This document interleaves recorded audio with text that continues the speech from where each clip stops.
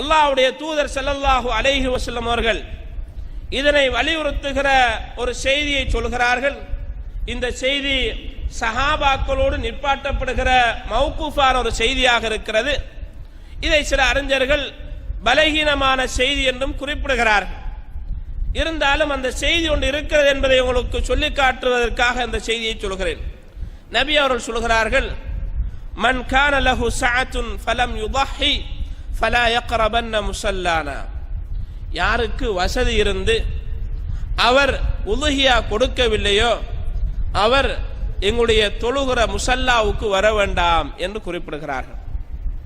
இது ஒரு பலகீனமான செய்தியாக இருந்தாலும் நம்மிடத்திலே வசதி இருக்கிற போது ஏனைய சஹீஹான ஹதீதுகள் நபி அவர்கள் கொடுத்தார்கள், நபி அவர்கள் ஏவினார்கள், நபி அவர்கள் அதனை தன்னுடைய கையினாலே அறுத்தார்கள் என்றெல்லாம் பல செய்திகள் வருகிற போது அது ஒரு முக்கியமான சுண்ணாவாக நபி அவர்கள் செய்து காட்டிருக்கிறார்கள், ஏவி இருக்கிறார்கள், கட்டளையிட்டிருக்கிறார்கள் என்றெல்லாம் பார்க்கிற போது அதற்கு ஒரு முக்கியத்துவம் இருக்கிறது என்பதை கருத்திலே கொண்டு அதை நாம் செய்ய வேண்டிய அவசியம் இருந்து கொண்டிருக்கிறது.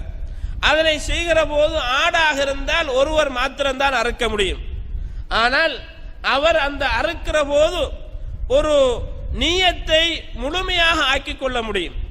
எனக்காகவும் என் குடும்பத்துக்காகவும் எல்லாருக்காகவும் இதை நான் அறுக்கிறேன் என்று நியத்தை அவர் முழுமையாக எல்லோருக்கும் மாற்றிக்கொள்ள முடியும். ஆனால் மாடாக இருந்தாலும் அவர் தனியாக அறுக்கலாம். அவருடைய கூடிய எண்ணிக்கை 7 பேராகும். அதில் கூட்டு சேர்ந்து அறுக்க வேண்டும் என்றால் 7 பேர் சேர்ந்து அதை அறுத்துக் கொள்வார்கள். அதில் 5 பேர் சேர்ந்து மறுக்கலாம், 4 பேர் சேர்ந்து மறுக்கலாம், 3 பேர் சேர்ந்து மறுக்கலாம், 2 பேர் சேர்ந்து மறுக்கலாம்.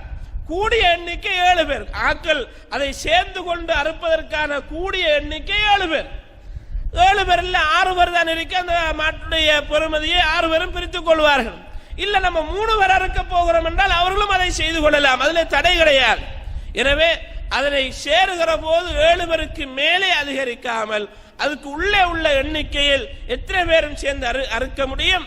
அதில் ஒன்றை அவர் தனிமையாக அறுக்க போகிறார் என்றாலும் அது அவருடைய தனி சிறப்பை உடையது, அவர் அல்லாஹ்வுக்காக அள்ளி கொடுக்கிற நிலையை உடையது என்பதை நாம் புரிந்து கொண்டு அவர்களும் அறுக்கிற போது சுயநலத்தோடு அறுத்து விடாமல் நான் தான் கொடுக்கிறேன் என்ற நிலை இல்லாமல் எனக்காகவும் என்னுடைய பிள்ளைகளுக்காகவும் குடும்பத்துக்காகவும் எல்லோருக்காகவும் சேர்த்து அறுக்கிறேன் என்ற பொதுவான நியத்தை வைத்து அந்த நன்மையை எல்லோருக்குமாக பொதுவாக அவர் ஆக்கிக் கொள்ள முடியும் என்பதையும் கருத்திலே கொண்டு இவ்வாறான வணக்க வழிபாடுகளை அல்லாஹ்வுக்காக திருப்தியான முறையில் இஹ்லாஸான முறையில் செய்வதற்கு வல்லவன் அல்லாஹ் தஆலா எனக்கும் உங்களுக்கும் அருள் புரிவானாக.